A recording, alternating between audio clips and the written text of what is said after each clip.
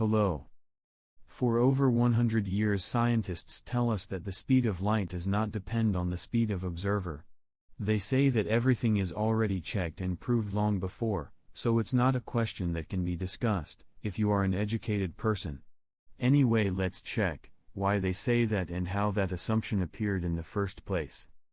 Everything started with the famous Michelson-Morley experiment, in which physicists tried to find the ether. In short, ether is the absolute frame of reference.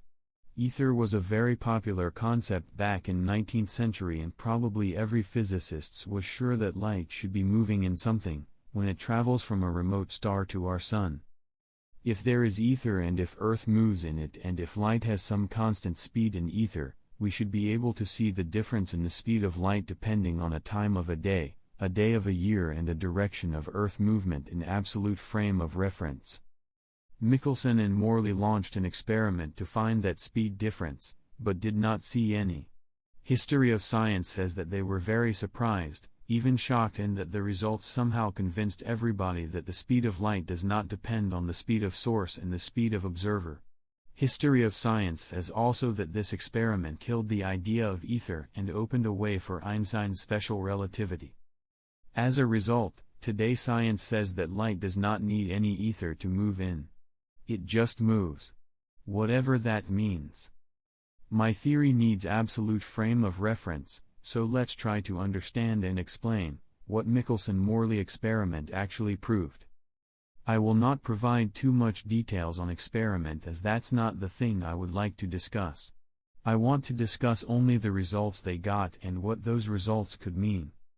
In short, their experiment looked something like this. They were sending light in perpendicular directions in space using half-transparent mirror, then they were sending it back using mirrors. Then they were sending it to a light detector where interference appeared. If light speed can be different in different directions of space, they expected to see differences in wave patterns depending on the time of measurement and the orientation of the device they built. They did not find any difference in resulting patterns. Okay. But what exactly did they prove that way? Let's suppose that they proved that the speed of light was not changing and was always the same during the experiment, whatever they were doing. Let's suppose it was always c. But the issue is that all the equipment that was used in the experiment was not moving relatively to each other.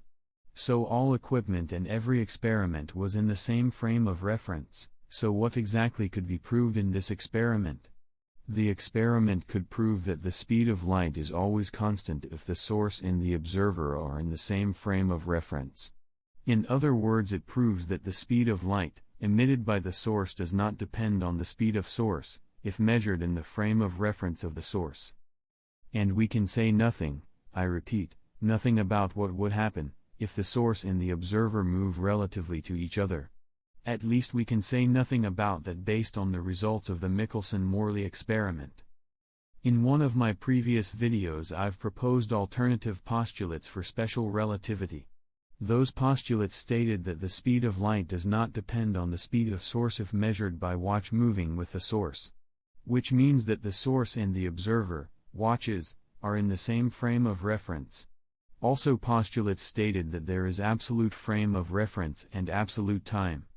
Also, in that video I provided predictions following from those postulates that can be checked in experiment if you have synchrotron.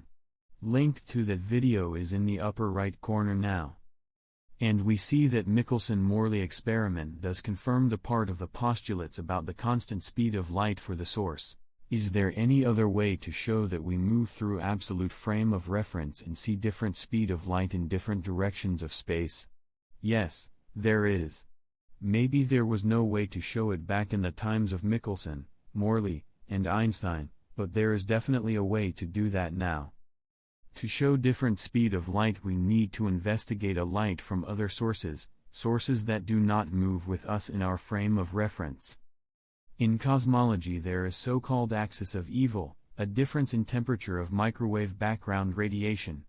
In short, microwave background radiation is a stream of photons of specific frequency range that come to Earth from all directions of space.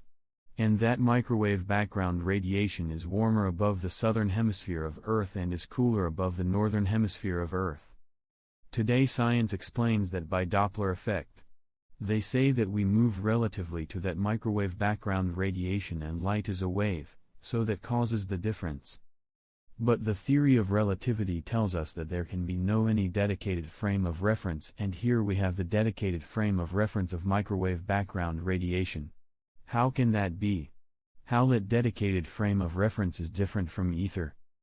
In my theory, light is not a wave.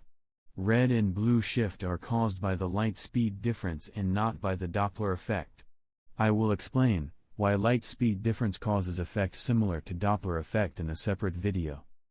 So according to my theory, the reason for the axis of evil existence is that absolute frame of reference does exist and our planet does move through that absolute space in the direction that points from northern hemisphere to southern hemisphere.